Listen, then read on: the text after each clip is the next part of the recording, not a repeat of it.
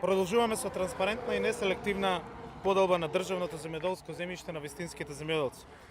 Деновиве се подпишаа договорите за огласите за државно земјоделско земјиште до и над 3 хектари овде во Светиниколскиот регион.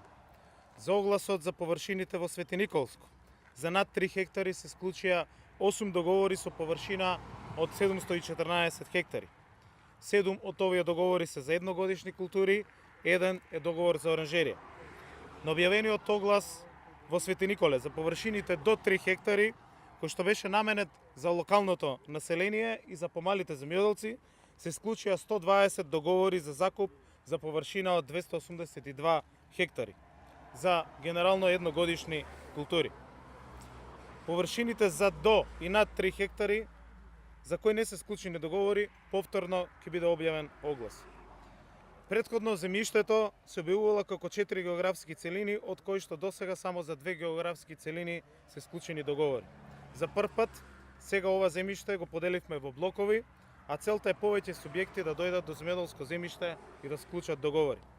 За разлика од претходните огласи, кога имаше дополнителни услови во однос на предвидената инвестиција и со рокот на изведба на инвестицијата, сега со овој оглас не се предвидени дополнителни услови, со што се релаксираат условите за учество. Ова плодно земјиште стои 7 години необработено. Договорот со Џумајлија Раске на 2011 година, во 2013 година дел од земјиштето на агрокомбинатот му беше дадено под концесија на компанијата на индискиот бизнисмен Субрата Рој Сахара Груп, кој што најави 200 милиони евра инвестиции, но не изора и не посеја ниту една педа од ова земјиште. А во меѓувреме се пропуштија многу реколти кои што значат за нашето земјоделство. Министерството за земјоделство, шумарство и водостопанство, заедно со подрачните единици, е во постојана комуникација и со заинтересирани инвестиции и со заинтересирани странки за користење на земјоделското земјиште за инвестиции. Во процедура е токму огласот кој што го нарековме инвестициски за земјоделски површини низ целата Македонија, на кои што површини очекуваме капитални инвестиции преку градба на оранжерии, објекти за одгледување на добиток и фарми, објекти за преработка на примерни сточарски производи, складирање, чување и пакување на примерни земјоделски производи, винарии, како и кланични капацитети. Овој оглас наскоро ќе биде објавен. Годинава покрај ова објавивме 8 огласи на кои што се понудија околу 8000 хектари. За прв пат објавуваме и објавивме наменски оглас за производство на сточна храна за сточарите, со кој директно ќе влијаеме врз обезбедување на квалитетна и ефтина добиточна храна.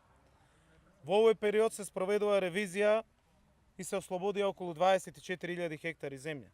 Во тек е и проектот и постапката, односно процесот на укрупнување и консолидација на земјоделското земјиште на првите 12 избрани локации. А во следниот период ќе бидат изберени нови 12 локации за консолидација на земјиштето. Во завршна фаза се измените на Законот за земјоделско земјиште, кои што ќе бидат во следниот период и во собраниска процедура, со кои што измени ќе се регулира, односно ќе се доуредат постапките за доделување на државното земјоделско земјиште во закуп, односно во измените на законот се вградени сите оние предлози, идеи и од земјоделците, и од фармерите, и од нашите подрачни единици. Вистинска и неселективна распределба на државното земјоделско земјиште ќе значи зголемени обработливи површини и зголемено производство на квалитетни, конкурентни и безбедни земјоделски производи.